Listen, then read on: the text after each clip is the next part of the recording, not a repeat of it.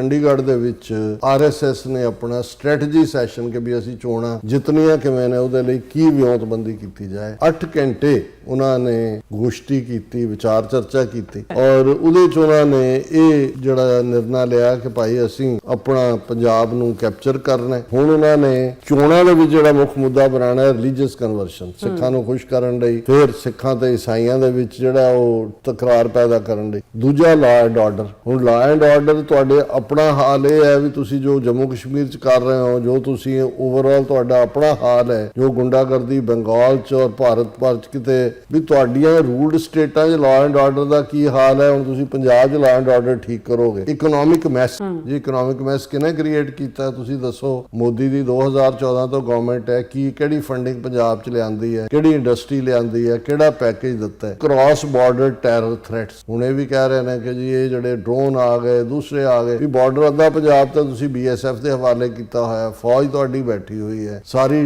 Technology ਤੁਹਾਡੇ ਕੋਲ ਹੈ, ਇਹਦੇ ਬਾਵਜੂਦ ਇਹ ਕਿਹੜੀ ਥ੍ਰੈਟ ਹੈ। ਇਹ ਪੰਜਾਬ ਦੀਆਂ ਮਹਿਜ਼ ਇੱਕ ਸਰਕਾਰ ਬਣਾਉਣ ਜਾਂ ਕਿੰਗ ਮੇਕਰ ਬਣਨ ਤੱਕ ਨਹੀਂ ਹੈ, ਇਹ ਪੰਜਾਬ ਦੀ ਵਿਲ ਨੂੰ ਤੋੜਨਾ ਹੈ। ਜੇ ਪੰਜਾਬ ਦੇ ਵਿੱਚ ਹਿੰਦੂਤਵਾ ਦੀ ਪਤਾਕਾ ਲਹਿਰਾਣ ਲੱਗ ਜਾਂਦੀ ਹੈ ਤੇ ਸਾਡੇ ਲਈ ਇਹ ਬਹੁਤ ਵੱਡਾ ਚੈਲੰਜ ਹੋਏਗਾ ਔਰ ਇਹ ਦੇਖਣਾ ਇਹ ਹੈ ਵੀ ਸਿੱਖ ਕੌਮ ਇਹਨੂੰ ਕਿਵੇਂ ਇਸ ਚੈਲੰਜ ਦਾ ਮੂੰਹ ਤੋੜ ਜਵਾਬ ਦਿੰਦੀ।